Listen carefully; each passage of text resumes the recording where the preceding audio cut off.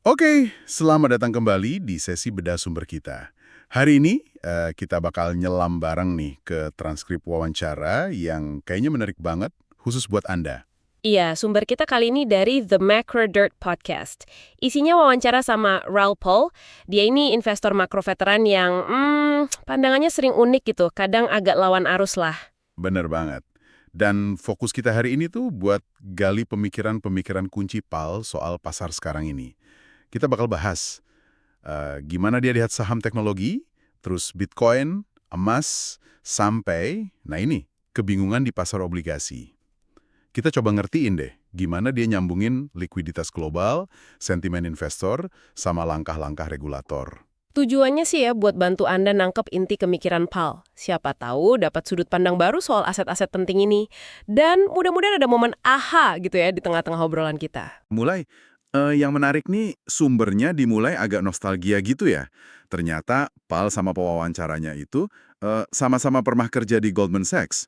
Gitu loh, di akhir 90-an atau awal 2000-an. Gimana sih suasana di sana kata Pal? Pal cerita ya jujur aja pengalamannya campur aduk. Dia bilang loved it and hated it. Gimana ya, satu sisi kan keren tuh di pusat keuangan dunia. Isinya orang pinter semua. Tapi sisi lain lingkungannya ketat banget, restriktif, hampir kayak kultus katanya. Jadi emang harus bener-bener klik sama budayanya biar bisa survive. Dan itu kan periode krusial banget ya. Dia ngalamin langsung krisis Asia, terus IPO-nya Goldman sendiri, sampai pecahnya gelembung.com. Wah, kayak nonton langsung dari barisan depan gitu ya, lihat pemain raksasa macam Soros, Steve Cohen, Paul Tudor Jones, main di pasar. Gila sih, pengalaman mahal itu. Tentu aja, pengalaman langsung hadapin krisis, lihat raksasa main, itu ngebentuk pemahaman pasar yang dalam banget lah. Nggak bisa dapat dari buku doang kan? Intensitas kerjanya juga gila. Pal cerita otaknya bisa hangus gitu pas weekend. Tapi intinya sih, tekanan tinggi gitu justru menempa disiplin, apalagi soal manajemen risiko, sama profesionalisme level dewa. Goldman itu kayak kawah candra di muka mental gitu katanya. Hmm, pengalaman kayak gitu, walau ekstrim, bisa jadi relevan juga ya buat Anda di bidang lain. Gimana tekanan gede bisa ngebentuk skill sama mental baja? Nah, dari masa lalu, kita loncat nih ke aset masa kini yang lagi rame. Kripto. Pal punya cara lihat yang agak beda nih kayaknya. Kan, terus siklus bisnis, analisis teknikal, ya sama, sentimen pasar juga. Nggak ada sihir apa-apa, cuma emang lebih goyang aja, lebih volatil.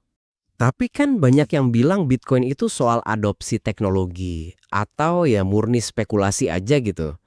Gimana Pel jelasin kok Bitcoin kemarin-kemarin bisa tahan pas pasar lain lagi pada takut risiko, dan Bitcoin harusnya ikut jatuh dong? Nah ini nih bagian seru dari analisisnya.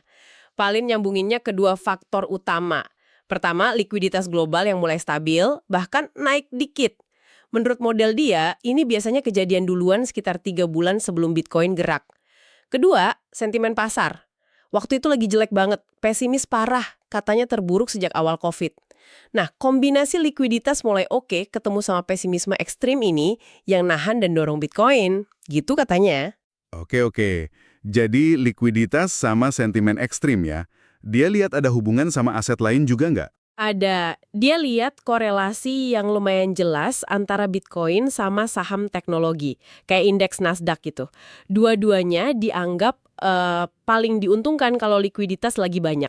Dan kalau lihat ke depan, Pel kedengarannya lumayan optimis nih buat sisa tahun ini. Soalnya indikator likuiditas masa depan kayak dolar AS mungkin bakal melemah atau bank sentral lain pakai neraca mereka buat nyuntik likuiditas kelihatannya positif gitu menurut dia. Dia bahkan pakai analogi sejarah yang lumayan dramatis ya, sampai nyebut krisis Asia 1997 segala. Benar. Dia lihat ada potensi polanya mirip pemulihan bentuk V yang tajam kayak abis krisis Asia itu.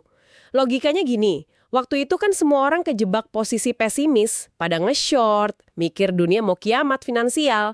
Tiba-tiba likuiditas masuk dulu sih dari The Fed nurunin suku bunga. Kalau sekarang sumbernya bisa macem-macem, nah pasar langsung balik arah cepet banget, maksa semua orang balik posisi. Pak lihat, skenario rally gede kayak tahun 98-99 itu bisa aja keulang kalau beberapa risiko geopolitik gede agak reda. Misalnya soal Iran, Ukraina, atau hubungan AS-Tiongkok. Oke, jadi intinya nih buat Anda yang dengerin, coba lihat Bitcoin ya, paling nggak menurut kerangka PAL ini, Jangan sebagai sesuatu yang sendirian, tapi bagian dari ekosistem makro global yang sensitif banget sama arus likuiditas. Perspektif menarik sih ini. Dan ngomongin kripto, ada faktor lain nih yang Pal sorot. Masuknya ke main institusional. Ya, ini dianggap salah satu pendorong struktural yang penting nih, Pal. Nunjukin gimana perubahan sikap di Amerika Serikat yang kelihatan jadi lebih ramah kripto, termasuk potensi regulasi yang lebih jelas. Bahkan ada isu posisi AI and Crypto Czar yang katanya mau diisi David Sachs. Ini sih katanya ngaruh ke sentimen ya, bukan dukungan politik. Nah, ini dianggap kayak lampu hijau gitu. Dan lampu hijau dari AS ini efeknya global gitu. Nggak cuma di AS aja. Kayaknya sih gitu. Pal nyebut ada laporan kalau beberapa dana kekayaan negara, SWF gitu, ini pengelola dana negara raksasa ya, kayak dari Arab Saudi, Abu Dhabi, Qatar, Bahrain, udah mulai nih ngumpulin Bitcoin. Buat apa? Ya buat diversifikasi cadangan devisa mereka, katanya sih gara-gara lihat sinyal positif dari AS ini. Sementara institusi yang lebih tradisional kayak dana pensiun atau bank gede gitu gimana? Udah pada ikutan masuk belum? Menurut Pal sih, sebagian besar masih nunggu, masih wait and see gitu. Mereka nunggu regulasi yang lebih jelas, lebih pasti, sebelum benar-benar nyemplung pakai produk dan alokasi gede-gedean. Meskipun ya, beberapa bank kayak Goldman atau JP Morgan gitu udah mulai nawarin layanan simpen aset, kustodi, atau trading terbatas buat klien-klien tertentu mereka. Tapi bukti minat institusi ini udah kelihatan kan dari aliran dana ke produk kayak ETF Bitcoin. Itu kan kayak reksadana yang bisa dibeli di bursa saham ya? Tepat banget. Pal nyatet aliran dana masuk ke ETF Bitcoin ini gede banget dan konsisten gitu loh. Bahkan pas harga Bitcoin lagi turun atau diam aja, dia kasih contoh ada hari di mana satu ETF aja, IBIT, bisa dapat duit masuk $900 juta. Wah, ini kan bukan kelakuan investor retail harian ya. Ini lebih nunjukin ada pembeli institusional yang mikirnya jangka panjang. Gitu ya. Tapi masih ada tantangan berarti buat institusi ini. Iya, Pal ngakuin kalau beberapa manajer aset gede itu masih masih bingung gitu cara nglasifikasiin sama ngelola aset kripto di portofolio mereka. Kan aset baru nih, jadi gimana masukinnya ke kerangka alokasi aset tradisional mereka itu masih jadi PR buat sebagian institusi. Paul juga nyoba ngasih konteks sejarahnya ya, biar nggak kelihatan aneh banget gitu. Betul, dia bandingin sama waktu indeks komoditas kayak GSCI pertama kali dikenalin, Goldman dulu, atau pas ETF emas pertama muncul. Awalnya ya sama aja, banyak yang ragu, khawatir soal volatilitasnya. Tapi ujung-ujungnya kan diterima juga, jadi bagian standar portofolio yang terdiversifikasi. Jadi kata dia sih fenomena adopsi institusional kripto ini ya bukan hal yang baru-baru amat lah di sejarah pasar keuangan. Oke. Jadi kesimpulannya, gelombang modal institusi ini kayaknya baru awal banget. Dan regulasi yang jelas, apalagi di AS, bakal jadi kunci penting. Nah, ini perlu Anda perhatiin nih, dampaknya ke depan. Sekarang kita geser dikit ke aset lain yang lagi oke juga tahun ini. Emas. Gimana pandangan Pal soal emas? Nah, ini nih salah satu pandangan Pal yang lumayan unik menurutku. Dia nemuin kalau emas itu kelakuannya beda. Kalau Bitcoin sama saham teknologi, Nasdaq, kan cenderung ngikutin gerakan likuiditas, tapi ada jeda waktunya. Nah, kalau emas justru reaksinya langsung, real time gitu, sama perubahan kondisi keuangan. Kondisi keuangan ini dia definisikan sebagai kombinasi gerakan dolar, suku bunga, sama harga minyak. Tunggu. Jadi emas geraknya duluan dibanding aset resiko kayak Bitcoin atau saham gitu pas ngerespon kondisi keuangan. Gimana mekanismenya kata Pal? Tepat, pas kondisi keuangan global lagi longgar misalnya, dolar lagi lemah atau minyak turun, emas itu cenderung naik sebelum aset-aset resiko lain ikutan naik. Kenapa? Menurut Pal, ya karena emas itu dasarnya aset mata uang murni. Dia sensitif banget dan langsung ngerespon ekspektasi pelemahan nilai mata uang fiat, kayak dolar, gara-gara kebanyakan likuiditas dibikin. Pal nyebutnya nyetak duit, yang caranya bisa macam-macam lah, dari bank sentral sama pemerintah bisa lewat neraca bank sentral, mekanisme likuiditas aneh-aneh dari The Fed, atau bahkan maksa bank beli obligasi. Selalu ada trik baru katanya buat nyuntik likuiditas. Wah, menarik nih. Jadi emas bukan cuma aset aman tradisional ya, tapi lebih kayak barometer real time yang peka banget sama kondisi keuangan dan ekspektasi nilai mata uang fiat. Beda nih cara ngelihatnya. Iya, jadi buat Anda yang mantau pasar, ini artinya gerakan emas bisa jadi sinyal awal yang berguna loh soal potensi arah gerakan aset lain. Soalnya reaksinya lebih cepat sama perubahan kondisi moneter dan keuangan global. Oke, itu soal emas. Tapi ada satu pasar nih yang Pal sendiri ngaku bikin bingung. Pasar obligasi. Kok bisa sih veteran makro kayak dia sampai ngerasa nggak paham gitu? Justru pengakuan nggak pasti dari ahli ini yang jadi wawasan penting loh. Paul blak-blakan bilang saya nggak ngerti obligasi lagi. Kenapa? Soalnya kelakuan pasar obligasi sekarang ini nggak cocok sama model-model tradisional yang biasa dia pakai. Yang biasanya nyambungin imbal hasil obligasi, yield, sama siklus bisnis, harga minyak, atau data inflasi. Emang anehnya di mana sih menurut dia? Imbal hasil obligasinya kelihatan ketinggian dibanding data inflasi. Misalnya nih, inflasi mungkin cuma 2,3%, tapi yield obligasi yang 2 tahunan bisa nyaris 4%. Ini aneh secara sejarah. Tapi anehnya lagi, lelang obligasi pemerintah AS lancar-lancar aja, nggak gagal. Jadi kayaknya bukan karena nggak ada yang mau beli juga. Terus dugaannya apa dong? Ada yang salah gitu di pasar obligasi? Pal spekulasinya mungkin ada masalah di sisi perpipaan atau plumbing pasar obligasi itu sendiri. Mungkin soal likuiditas di pasar antar dealer, atau mungkin perlu ada perubahan aturan perbankan, kayak aturan SLR, Supplementary Leverage Ratio, itu aturan modal bank yang ngaruh ke seberapa banyak obligasi yang bisa mereka pegang, biar dealer utama bisa lebih gampang nyerap pasokan obligasi. Wah, ini jadi dilema buat trader ya. Pasar saham kasih sinyal oke. Obligasi yang biasanya jadi konfirmasi malah bikin bingung. Betul banget. Makanya dalam situasi kayak gini, saran Pal tuh ya untuk sementara jangan terlalu fokus ke sinyal obligasi deh. Mending fokus ke indikator lain yang lebih jelas, kayak gerakan dolar AS, biar nggak ketinggalan potensi gerakan di saham cuma gara-gara nyasar sama teka-teki obligasi ini. Pal juga sempat nyinggung peran pejabat Departemen Keuangan AS waktu itu, Scott Bessent ya. Ada pandangan khusus soal dia? Iya, Pal kenal Bessent udah lama. Dari zaman Bessent masih di Soros Fund Management, Pal nilai Bessent ini orang yang paham banget pasar, ngerti psikologi pemain pasar, tahu tombol kebijakan mana aja yang bisa dipencet, dan sadar sama resiko-resiko ekstrim, tail risks. Pal lihat Bessent lumayan cepat ngerespon gejolak pasar. Contohnya pas isu tarif sempat bikin pasar obligasi goyang, Bessent cepat keluar ngasih pernyataan yang nenangin. Dia juga dianggap pinter pakai bahasa pasar buat ngasih sinyal.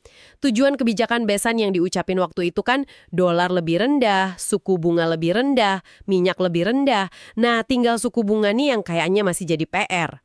Oke, jadi intinya pasar obligasi ini emang lagi rumit ya, bahkan buat ahlinya. Ini ngingetin kita pentingnya fleksibel dalam analisis dan sadar kalau pasar nggak selalu rasional atau sesuai buku teks sejarah. Penting juga buat ngerti apa sih maunya para pembuat kebijakan. Tepat sekali, kemampuan adaptasi sama nggak kaku sama satu model itu jadi kunci. Nah, ngomongin kompleksitas sama resiko, obrolan Paul juga nyentuh sosok yang lumayan kontroversial nih di dunia kripto. Michael Saylor sama perusahaannya, MicroStrategy, itu loh yang borong Bitcoin gede-gedean pakai utang. Gimana Paul lihat strategi ini? Nah, ini lagi-lagi Pal nunjukin kejujurannya. Dia bilang terus terang aja, nggak tahu si Saylor ini jenius atau gila. Strategi MicroStrategy yang pakai leverage rumit kayak nerbitin surat utang konversi, utang yang bisa ditukar jadi saham nanti, sama utang lain yang jaminannya langsung Bitcoin mereka, itu dianggap Pal terlalu kompleks dan risikonya ketinggian. Makanya dia pribadi sih milih ngehindar aja. Dia bahkan bandingin sama kasus sejarah yang serem juga ya, Long Term Capital Management atau LTCM. Benar, LTCM kan hedge fund raksasa yang ambruk tahun 1998, hampir bikin sistem keuangan global ikutan roboh gara-gara leverage tersembunyi yang gede banget. Analogi ini dipakai Pal buat ngingetin bahaya kalau ada satu pihak numpuk risiko leverage yang konsen banget, yang kalau meledak bisa nyamber kemana-mana, terutama ke yang ngasih pinjaman, prime brokers. Terus, Paul lihat risiko serupa nggak di MicroStrategy sekarang? Dia lihat sih banyak aktivitas trading sama leverage yang nyangkut ke MicroStrategy. Ada yang main arbitrase di surat utang konversinya, ada yang trading selisih nilai aset bersih perusahaan NAV sama harga Bitcoin, ada juga permainan antara pasar spot sama futures Bitcoin yang nyangkut. Tapi, ada catatan positif dikit. Menurut Pal, pemain gede yang sekarang ikutan main di MicroStrategy ini, dia nyebut nama kayak Citadel, Millennium, cenderung lebih profesional dan punya manajemen risiko jauh lebih bagus dibanding pelaku yang bikin ledakan dulu, kayak kasus Triaros Capital di siklus kripto sebelumnya.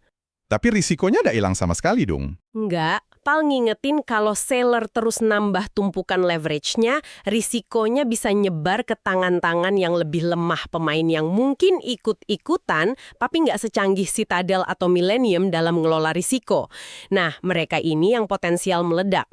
Paul punya aturan main simple tapi keras, pakai leverage di aset yang goyangnya 70% kayak Bitcoin, ujung-ujungnya bakal ngancurin semua orang. Cuma masalah waktu aja. Filosofi trading Paul sendiri gimana jadinya? Simple aja gitu. Banget. Dia ngutip nasihat mantan bosnya. Kalau mau garuk kuping, ya garuk aja langsung. Jangan muter tangan lewat belakang kepala. Artinya, ya jangan bikin strategi trading jadi ruwet banget. Kalau Anda suka aset A, ya beli aja aset A langsung. Suka Bitcoin? Ya beli Bitcoin. Jangan beli saham MicroStrategy yang punya dinamika utang sama leverage sendiri. Suka emas? Beli emas fisik atau ETS emas. Jangan beli saham tambang emas yang kinerjanya dipengaruhi banyak hal lain selain harga emasnya. Kata Paul, posisi trading yang terlalu rumit itu jarang banget ngasilin untung konsisten jangka panjang. Wah, ini pengingat penting banget ya soal bahaya leverage, apalagi yang tersembunyi atau kompleks, ditambah lagi di aset yang goyang banget kayak kripto, dan juga nilai dari strategi investasi yang simple dan jelas. Betul banget. Jadi pelajarannya buat Anda, selalu waspada sama risiko dari strategi yang pakai leverage tinggi dan rumit. Coba pikir baik-baik, Anda beneran pahamkan semua risikonya. Dan mungkin ada nilai lebih di strategi yang lebih lurus-lurus aja dan gampang dipantau. Baik, wah rasanya udah banyak banget nih yang kita gali dari wawancara Raoul Pal ini ya.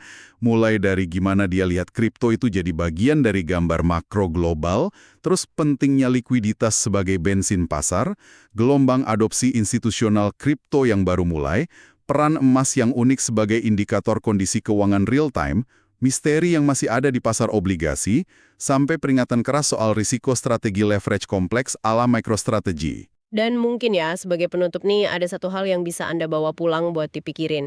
Mengingat betapa dominannya peran likuiditas global sama langkah-langkah regulator dalam megerakin pasar sekarang, kadang kan rasanya ngalahin faktor fundamental biasa kayak valuasi atau data ekonomi. Nah, gimana sebaiknya Anda nyesuaiin cara Anda nilai peluang sama risiko di berbagai aset ke depan? Apa porsi analisis Anda perlu digeser nih? Mungkin lebih berat ke mantau arus likuiditas sama kebijakan bank sentral plus pemerintah, dibanding cuma fokus ke analisis fundamental klasik aja. Pertanyaan reflektif yang bagus banget itu. Sip deh, makasih banyak udah nyimak sesi bedah sumber kita kali ini. Semoga perspektif dari Raoul Pal yang kita obrolin ini ngasih Anda wawasan baru yang berguna ya. Sampai ketemu lagi di eksplorasi kita berikutnya.